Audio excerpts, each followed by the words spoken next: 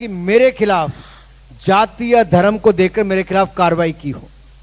अगर उसके कारनामे ऐसे हैं जिसके कारण कानूनी कार्रवाई होनी चाहिए, तो न उसकी जाति देखी गई, ना धर्म देखा गया, केवल उसके कुकर्मों के खिलाफ उसके खिलाफ कड़ी कार्रवाई करने का काम किया गया है। देखिए अनुराग जी, एक आरोप जो सरकार पर बार बार लगता है कि सरकार किसी की सुनना नहीं चाहती। प्रियंका गांधी वाड्रा यूपी में है, वो कहती हैं कि हमको टारगेट इसलिए कर रही है योगी आदित्यनाथ की सरकार या फिर बीजेपी की सरकार क्योंकि न सपा न बसपा असली विपक्ष हमें, इसलिए हमें जेल में भी बंद कर दिया जाता है, हमारे नेताओं के खिलाफ कार्रवाई भी होती है क्योंकि आपने सेंसरशिप लगा रखी है हर जगह। देखिए, देश में कानून है, किसी को लगता है किसी ने अन्याय किया तो कोर्ट जाएं, कोर्ट उसमें कार्रवाई करेगा। लेकिन अगर आप समाज को तोड़ने का काम करते तो वहां पर भी कानूनी कार्रवाई की जाती है। यह अधिकार नहीं है विपक्ष में कि आप समाज को तोड़ेंगे, प्रदेश में ऐसा वातावरण करेंगे कि जैसे अखिलेश जी की सरकार में 300 दंगे हुए, हर तीसरे दिन दंगा होता था। हम वैसा वातावरण उत्तर प्रदेश में नहीं चाहते हैं, इसीलिए कठोर कार्रवाई भी की। असली विपक्ष किसको मानते हैं, अखिलेश यादव को या फिर प्रियंका गांधी वाड्रा करिए वो विपक्ष है असली? देखिए, हमारे लिए तो जितने विपक्षी दल है सारे विपक्ष हैं, अब भी विपक्ष हैं, और 2022 के यूपी चुनाव के बाद भी वो विपक्ष में ही रहने वाले। मुकाबला किससे है, अखिलेश से या प्रियंका वाड्रा से या मायावती से? तय करना है जी, ये जनता को तय करना है कि किसको विपक्ष में लाकर बिठाना है, किसको सत्ता पक्ष में लाकर बिठाना है। लेकिन इतना मैं जरूर कहूंगा, अखिलेश जी की सरकार थी या बहन मायावती जी की सरकार थी, दोनों ही सरकारों में बिजली की तारें कपड़ा सुखाने के लिए इस्तेमाल होती थी, बिजली नहीं आती थी। योगी सरकार आई है तो बिजली आने का काम भी हुआ है, 24 घंटे बिजली देने का काम भी किया है, और लोग बदलाव देख रहे हैं। किसानों की आपने बात की, क्योंकि चौपाल पे बैठा हूं, गन्ना किसान प्रदर्शन कर नहीं सकते थे, हमारी सरकार में नहीं हुआ क्योंकि हमने पेमेंट की गन्ना किसानों की, और समय समय पर दाम बढ़ाने का काम भी और पेमेंट करने का काम किया, तो योगी सरकार। अच्छा, एक सवाल ये कि पिछली बार यूपी के दो लड़के थे, राहुल गांधी और अखिलेश यादव। इस बार यूपी के एक और लड़का आ गया है, राहुल गांधी हालांकि साथ नहीं अखिलेश के, वो है जयंत चौधरी। वेस्टर्न यूपी में आपको झटका लग सकता है, और किसान आंदोलन में आपने कानून तो वापसी कर लिया लेकिन वो मान नहीं रहे हैं, क्या कहते हैं आप?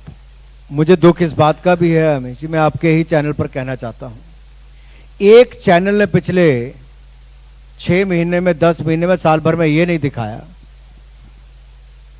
कि ये जो लोग विरोध करते हैं राजनीतिक दल के, कभी किसी ने दिग्विजय जी की सरकार का खाता निकालकर देखा कि इनकी सरकार में किसानों के खिलाफ गोली चलाकर कितने किसानों की मृत्यु हुई थी? निकाला किसी ने? किसी एक चैनल ने आपको दिखाया? शरद पवार जी की सरकार में कैसे गोलियां चली थी किसानों के ऊपर, चलाया किसी ने? दिखाया? कांग्रेस की सरकार के समय कैसे गोलियां चली, कैसे किसान मारे गए? मैं पूरे हक और जिम्मेदारी के साथ आज चौपाल पर कहता हूं, आंदोलन तो आपकी मोदी सरकार में एक भी किसान के ऊपर ना गोली चली है, ना किसी किसान की मृत्यु हुई है उसके कारण। ये हम जोर शोर से कहना चाहते हैं। आंदोलन तो आपकी सरकार में इतना बड़ा आंदोलन हो गया, आपको, आप दबाव में आ गए, आपको कानून वापस करने पड़ गए। देखिए, बात यह है, लोकतंत्र में हर किसी को अपनी बात रखने का हक है, लेकिन मान तब भी नहीं रहे, और उनको तब भी अपना जो भी उनको विरोध करना था वो करने का हक है। सरकार का काम है चर्चा करके उसके ऊपर निर्णय करना। हमने 11 राउंड चर्चा की किसान नेताओं के साथ, सबको बुलाया, खुले मन के साथ बात रखी, समझाने का प्रयास किया, नहीं समझे जी तो हमने देश हित में निर्णय किया है। पर सरकार ने अपनी भूमिका किसानों के हित में अच्छे कानून लाने की पूरे देश भर के किसान उससे खुश थे। अगर एक राज्य में या 1.5 राज्य में आप कह लें कि कुछ किसानों को दिक्कत थी, तो फिर तो सीए वालों को लगेगा कि हम भी शाहीन बाग जाम कर लेंगे, हम सीए भी वापस हो जाना चाहिए। 370 में महबूबा मुफ्ती और फारूक अब्दुल्ला, उमर अब्दुल्ला सड़कें दिल्ली की जाम कर देंगे, उनको लगेगा 370 भी वापस हो जानी चाहिए। क्या करिएगा? ऐसा होता नहीं है और ऐसा होगा भी नहीं। 370-35 से सदा के लिए जम्मू कश्मीर से जा चुका है। जम्मू कश्मीर भारत का अभिन्न अंग है और रहेगा, इस बात का मैं आपको विश्वास दिलाना चाहता हूं। और यह भी कहना चाहता हूं, ये जो छटपटाहट आपको अभी देखने को मिलती है कि कोई बीच बीच में एक घटना होती है कि किसी को कोने में ले जाके मार देते हैं, पीछे चिपके मारते हैं, ये बौखलाहट है उन लोगों की जो जम्मू कश्मीर में शांति को नहीं देख पा रहे, जो जम्मू कश्मीर का विकास होता हुआ नहीं देख पा रहे, जो ये नहीं देख पा रहे कि आखिरकार जम्मू कश्मीर के लोगों ने स्वागत किया है एक तरह जी, से जी। कि यहां पर 370-35 से जाने के आप बाद यहां पे क्योंकि बल मिला। कश्मीर की बात करते हैं, मैं आपको फ्लैशबैक में लेके चलना चाहता हूं। आप युवा मोर्चा के राष्ट्रीय अध्यक्ष थे और आपने तिरंगा यात्रा निकाली थी जिसमें स्वर्गीय अरुण जेटली जी और स्वर्गीय सुषमा जी भी शामिल हुए थे, आई स्टिल रिमेंबर। और वहां पर एक नारा लगता था, जहां हुए कुर्बान मुखर्जी वो कश्मीर हमारा है, जो कश्मीर हमारा है वो सारे का सारा है। तो 370 हट गया क्या? इसके आगे एक और भी था जी, दूध मांगोगे तो खीर देंगे, कश्मीर मांगोगे तो चीर देंगे। नहीं पर तो ये भी आता था और इसलिए आता था अमीश जी, ये क्यों हुआ? तो पीओके पे मेरा सवाल है। 2010 में मैं सांसद भी था जी, कश्मीर में पथराव की घटनाएं थी, 2500 के लगभग सैनिक घायल हो गए। संसद में कोई चर्चा ही नहीं होती थी, बोलने नहीं दिया जाता था। मैंने सभी सांसदों से बात की कि हमारे सैनिक घायल हो रहे हैं, हमारे लोग मर रहे हैं, जी, आखिरकार क्यों?